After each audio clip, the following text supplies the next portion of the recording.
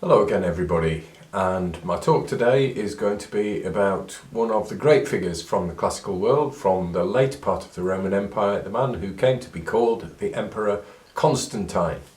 He was born in what is now Serbia in 276 AD or thereabouts. He was the son of a man who later went on to become one of the Caesars, known as Constantius I. He enjoyed the usual sort of upbringing of somebody from that kind of privileged background, and he found himself in the late 3rd century, early 4th century as a military leader and one of the chief men of his day, and he was in York, in Eboracum. At that point, his father died, and he was hailed by his soldiers as one of the new emperors. So in a sense he was a Yorkshire emperor. Even though he's Serbian, we can reasonably claim him as a Yorkshire emperor. But what was the world like that he was born into? What was it like in the late 3rd century in the Roman Empire? There were huge problems.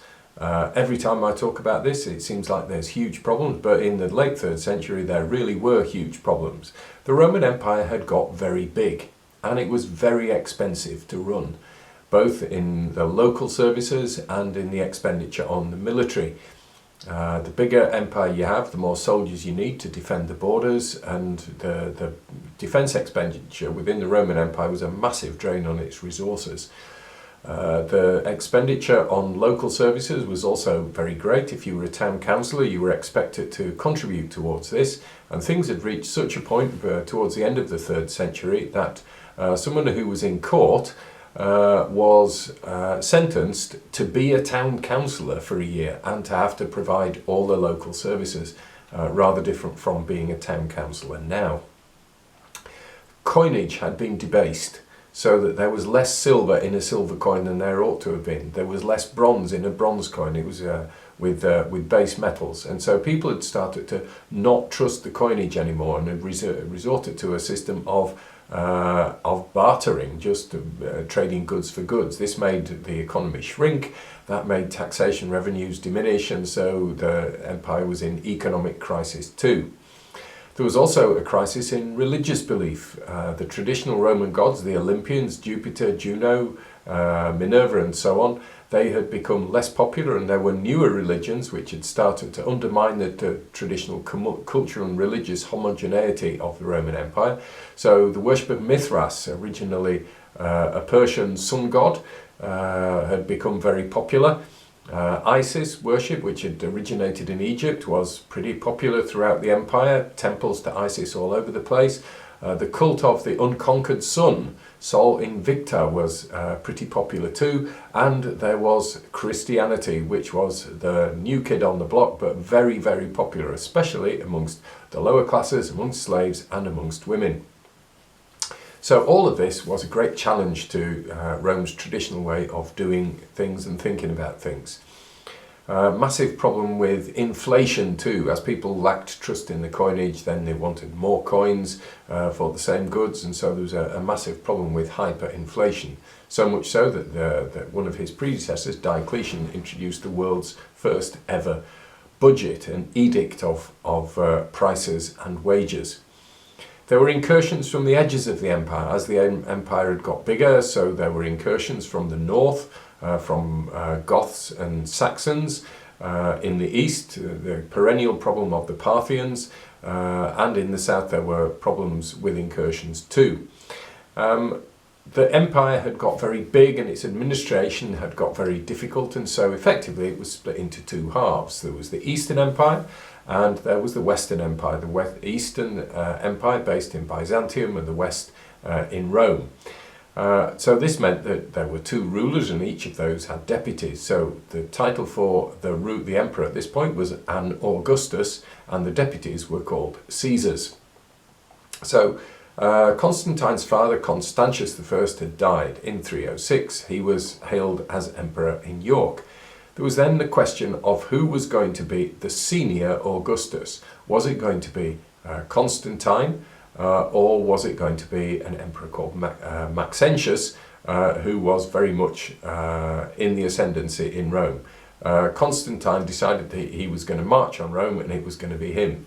And this all came to conflict at the famous Battle of the Milvian Bridge on the northern edge of Rome. The Milvian Bridge was a bridge over the River Tiber, and indeed it still is.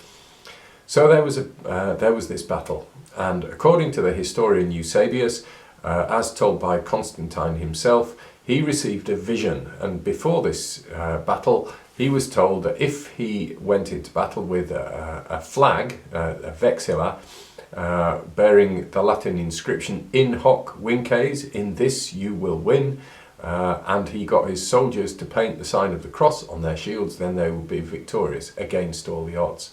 Well, you know what happened. This is what they did, and they went into battle, and Maxentius was defeated. Constantine became the top dog, very much the top dog. Once that had happened, he then decided he was going to sort out some of the issues to do with religion, and he was going to make Christianity legal. And so what 10 years previously, 15 years previously had been an offence to be a Christian, punishable by death, now became perfectly legal by the Edict of Milan in 312 to 13 AD. There were disputes, however, within the church about what exactly the core beliefs of the Christian church should be, and Constantine decided he was going to sort that out. There was going to be a big conference. They were going to establish what the belief should be. This conference was held at a place called Nicaea, and the result of that was a statement, what nowadays you'd call the communique, and this has become called the Nicene Creed. So it's the creed from the Council of Nicaea, and it starts off, "I believe in one God, Father Almighty," and so on. And so that's where the Nicene Creed comes from. Very influential man in that, Constantine. Although he wasn't baptized until his deathbed, we think of him as a Christian, the first Christian emperor, and part of that is because he appointed the Christian philosopher and teacher Lactantius to be tutor of his son.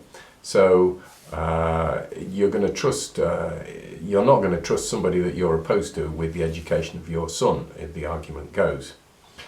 In lots of ways, he was a great emperor. He did a lot of sorting things out from a chaotic and very difficult situation. He wasn't perfect. He was quite brutal towards some of his enemies, but he did nonetheless achieve a certain greatness within his lifetime, and indeed a great long-lasting effect. One of the most amazing things that he did was to move the capital of the Roman Empire from Rome to Byzantium. Now in this, effectively, he became the founder of Byzantium and the Byzantine Empire, which dominated that part of the world for centuries, up until the 15th century. In doing that, he also became effectively the founder of early modern Europe, as the western part of the empire started to fracture apart into what became the early medieval kingdoms. So what did he achieve? He kept the empire together. He was a Yorkshire emperor, perhaps the most important thing about him. He wasn't an Italian, he was another non-Italian emperor, came from Serbia. As indeed Septimius Severus of yesterday had come from North Africa, and Hadrian had come from Spain.